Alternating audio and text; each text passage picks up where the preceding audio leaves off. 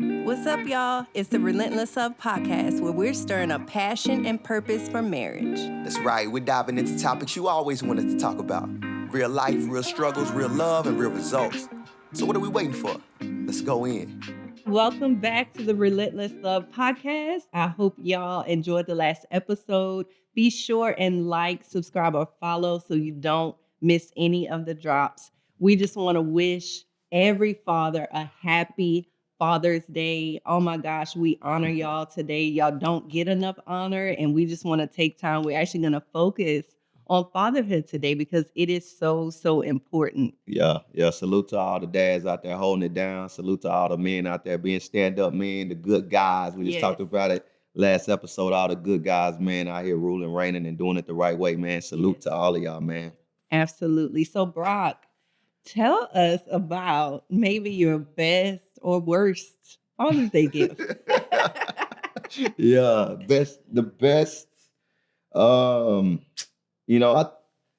I think like I just like experiences. I like being around family. I like feeling appreciated. I think the best gifts for me are like when we get to go eat good food, with the family, feeling appreciated, feeling like, man, y'all actually take notice of all the grind and sacrifice and all that. Like I'm not like a tangible gift guy. Like, man, buy me that new this or that new that or the new J's or this or that. I don't think I look for that. I just like, man, take me to get a good steak. Take me to eat some good tacos and give me a good drink and just tell me how much you appreciate me. Those are the best gifts to me. And I don't know if anybody else, fellas out there, relate to that, but that's kind of my vibe, man.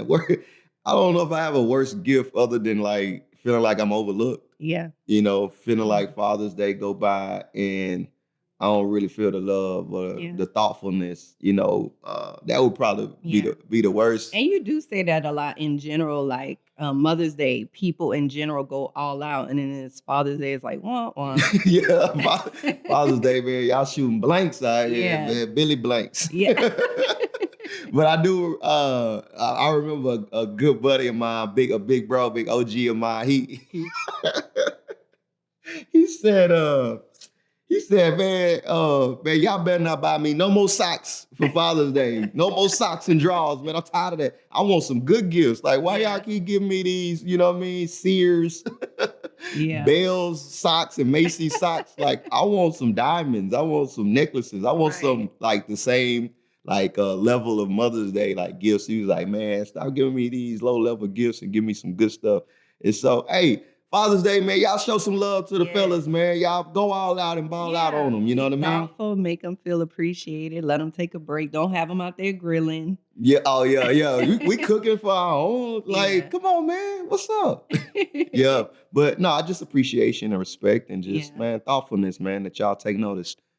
Buy some good food and give some good drinks. So today we're going to talk about how fatherhood has shaped our marriage and how it should influence marriage. So, Brock, what are your thoughts about your father? Love your father. He's not with us, but he was such a good man. I definitely met him at a different season in life, but just the love he's shown to me and to the kids has just inspired me, even their endurance in their marriage.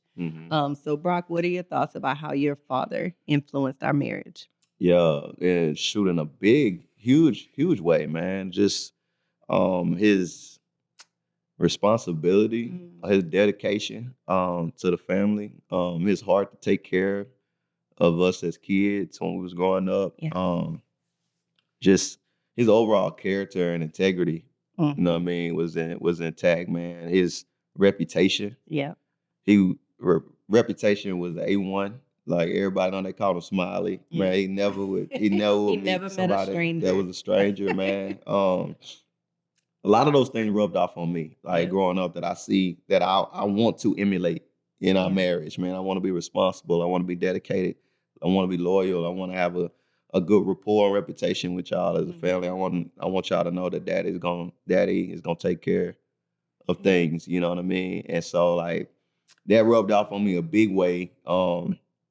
Later in the years when he became a grandfather, his heart to love, man, his tenderness, you know what I mean? Like he wanted to just bear his heart to the kids and nurture them and like being so kind. And even with him loving on my mom and their relationship and seeing how they blossom, like it inspired me. Um, it inspired me to want to be more soft and vulnerable. I didn't have that experience growing up, you know what I mean? And so I'm grateful I got them last. Sorry.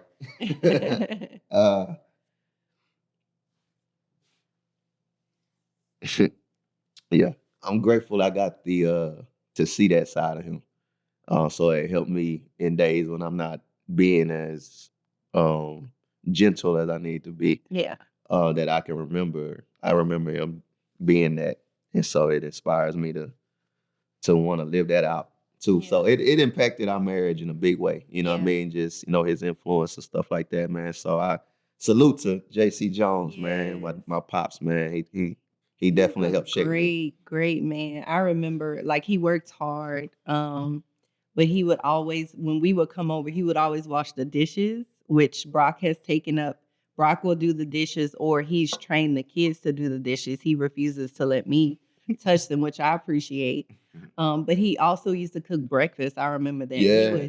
He would cook good breakfast, bacon and eggs and sausage and toast. And he wanted to do that to serve us. And so I just admire that about him. He was always loving and giving, and whatever we needed, he was always there. Taking care of your mom's car, like all of those qualities you definitely did pick up. Right. Yeah. Yeah. How about you, man? Yeah. Your dad, man. Your dad is great too. He is. And unfortunately, y'all heard my story of divorce. I think what I regret is I haven't always appreciated enough of my dad's good qualities. I definitely lean in more to it now.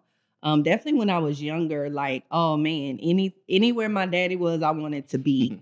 And in that time, like it wasn't okay for a girl to be around. So I felt some type of way. I was a true tomboy in every sense. And so I wanted to be around my dad. But I do remember how hard he worked, and he was in the oil industry. So it was up and down. And I even asked him hard questions, and I don't know, we laugh about it now.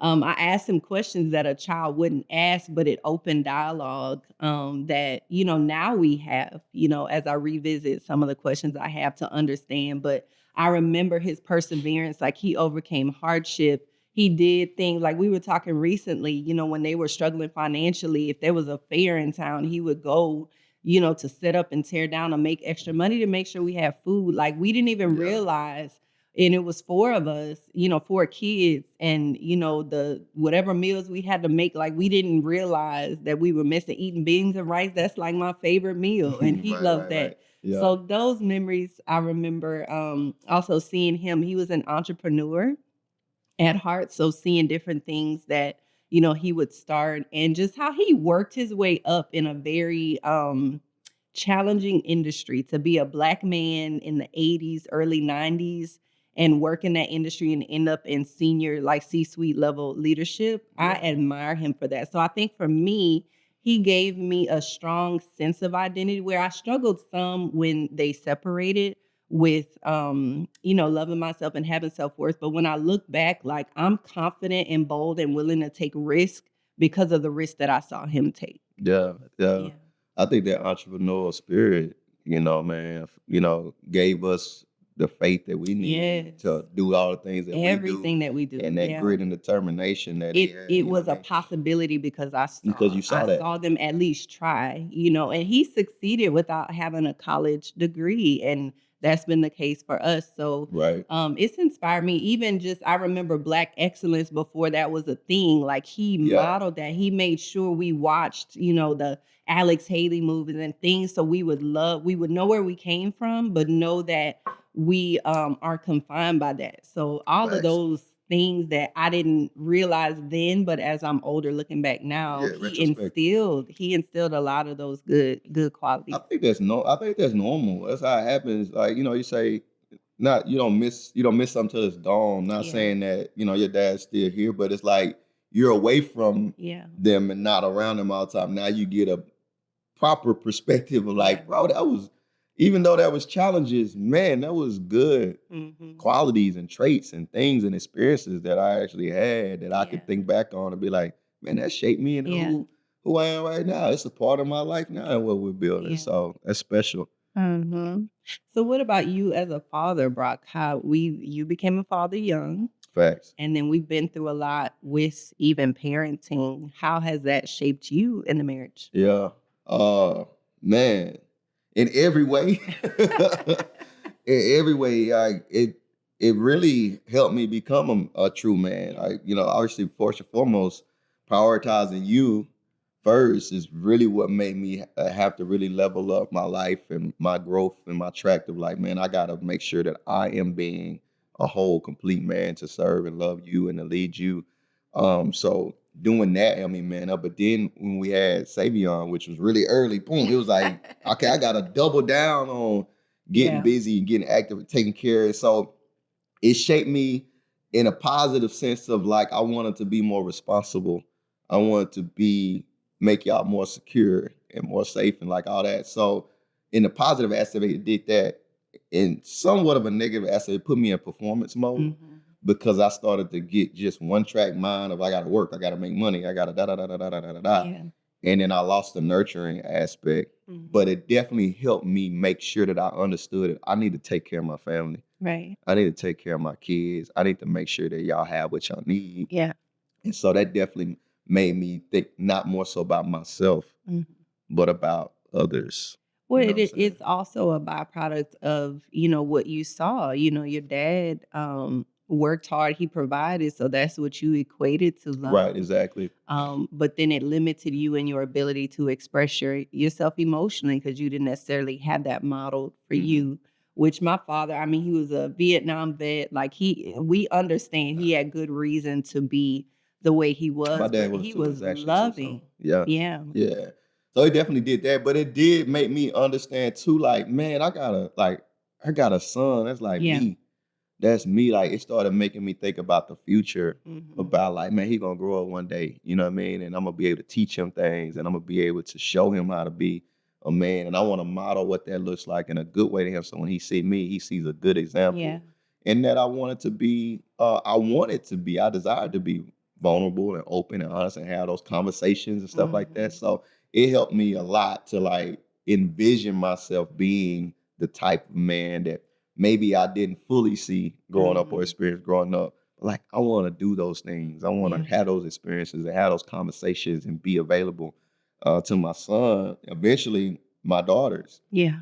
Man, I want to be tender and like fun and tickling them and playing with them and hugging them and like just being that dad that is like vulnerable, present, and and present and like available and accessible. And so it opened my mind to the possibility of who I could be as a man, further beyond the relationship that me and you had. Right.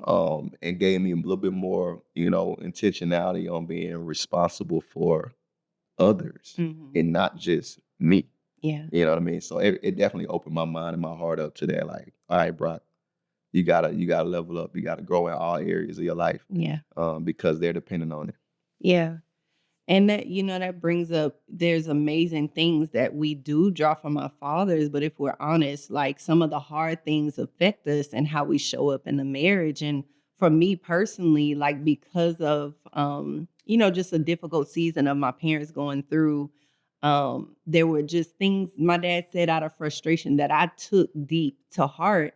And then it shaped, my sense of security and self-worth. Also how I respond. Like when you get a little aggressive, it can take me back. And so then I wall off. And so it affects our communication. So I think it's important to recognize those things, heal from it, forgive, but recognize it for what it is and like put in the work to make sure that you're showing up healthy and whole in the marriage. I even find how it affects how I communicate with the kids. Yeah. My dad was very social like yours, and I was more of an introvert. So I remember him saying, "Oh, you're antisocial," things like that. And that stuck with me, right? And so it took me a while to appreciate I am the way I am on purpose. I can grow, in how I relate to others. And you've rubbed that off on me, but I had to get past that stigma that was in my mind about myself. Right. So the power of words is what I would say. I've learned that from fatherhood. A father's words carry so much weight. Facts. Good or bad, they carry so much weight. Facts, or lack thereof. Yeah. You know what I mean? The lack of words. The lack of and words. affirmation. Because, fathers give identity. Yeah. Fathers speak the life that leads. So they're the And ones that literally the affirm it. gender is determined by the father on so many Facts. levels. The Yeah. father.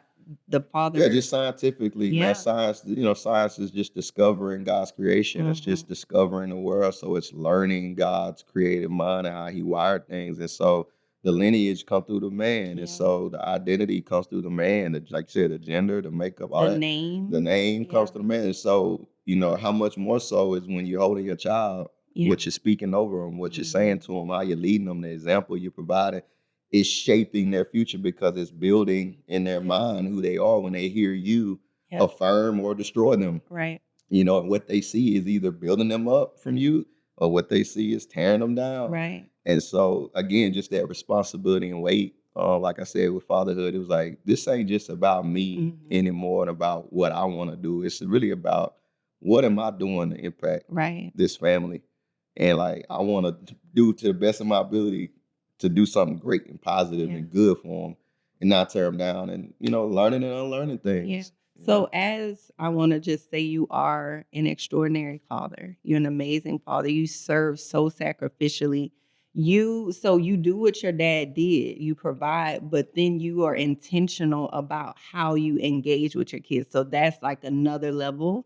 And even like I look at Chloe, like she did a music consultation and the lady was just admiring how beyond her level she's already performing, as because of the atmosphere you've created, what you've modeled. They've seen the possibility, just like I saw with my dad. So now she's gonna be even greater than you probably musically because you created that atmosphere. So how have you overcome the challenges of what maybe you didn't get in fatherhood? How have you overcome that to get the affirmation and acceptance and all of those things? Yeah. Well, I think I just became more aware of it. I feel like God highlighted along my journey in my faith, when I was really asking God for answers about who I am and all that kind of stuff. It's a beautiful thing, man. If you ain't never done that, like do it. Ask God, like, why am I the way I am? Like, what got me to this place? Like, he'll show you. He'll speak to you and show you.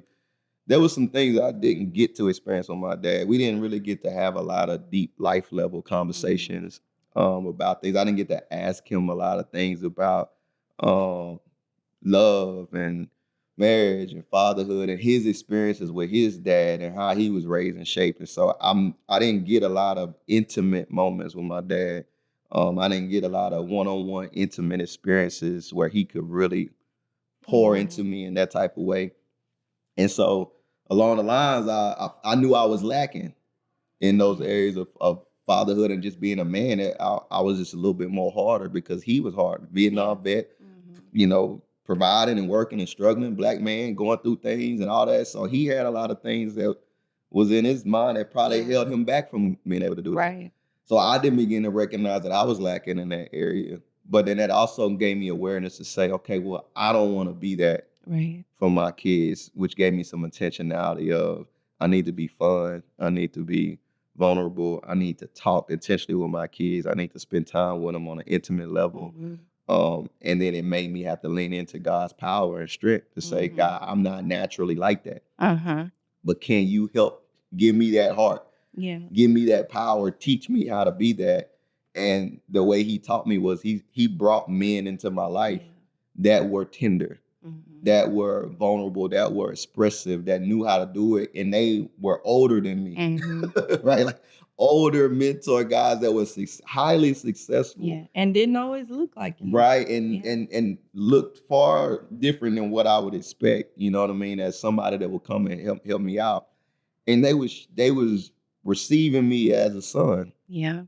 Which kind of like filled that void in my life that I didn't have anymore. Because one, I lost my dad, in 2018, but two, like I didn't get to experience my father like that in that way, and they came in and gave me that experience as a man, and they were older, And it gave me the example of what I could be for my kids in that way. And I was like, that's how I need to do it. Yeah. So I'm doing things the way my dad showed me, the best he could. Mm-hmm. And what God did was he sent men into my life to say, now that other part that you didn't get, right, look at what he's doing. Yeah. Look at what he's doing. Do it like that and do it with my heart and my power.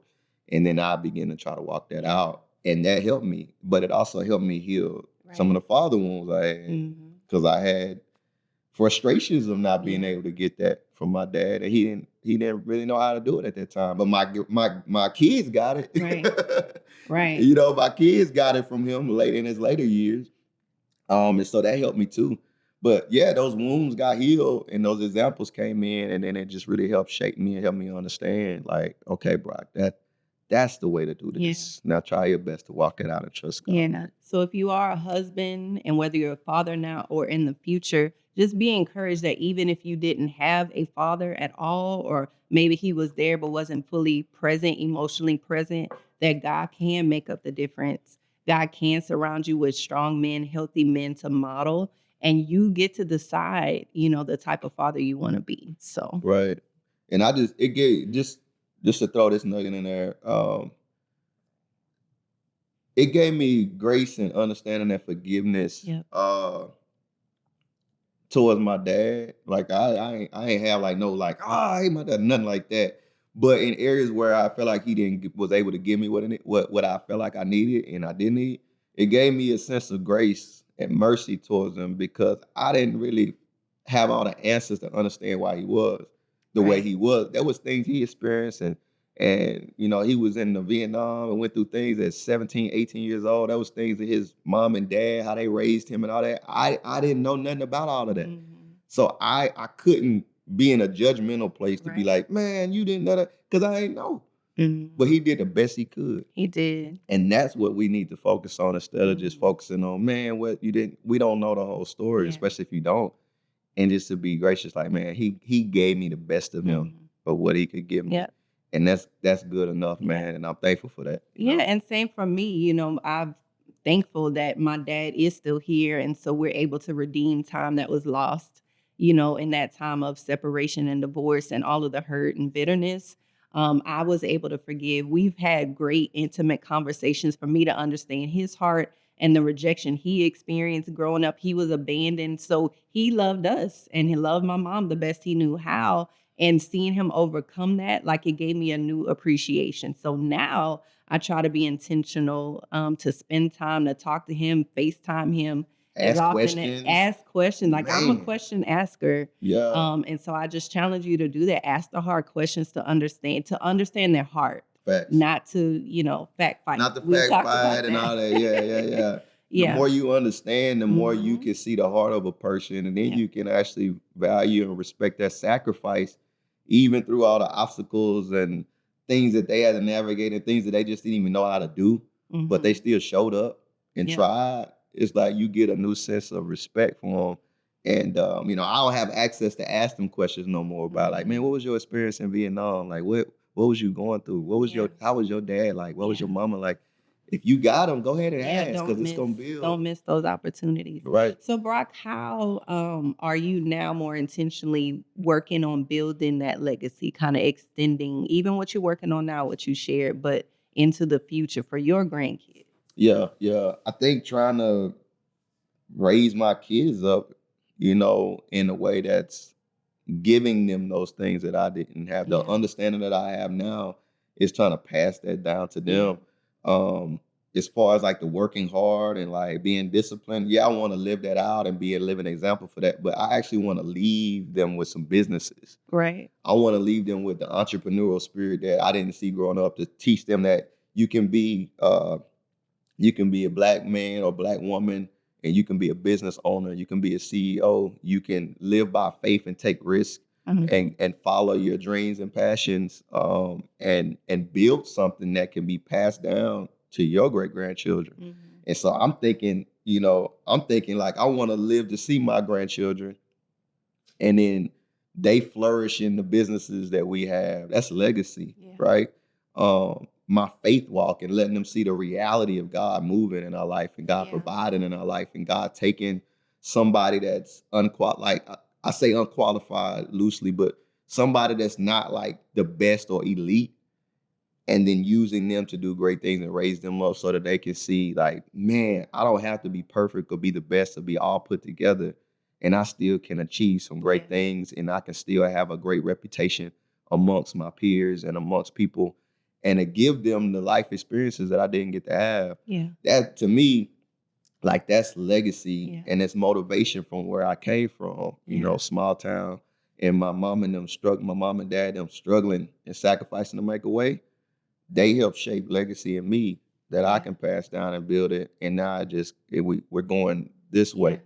And they can carry it, you know, carry the baton once we move on. And so, you know, in my mind, that's what I'm thinking through is like, I don't want this to stop or be buried when I'm gone.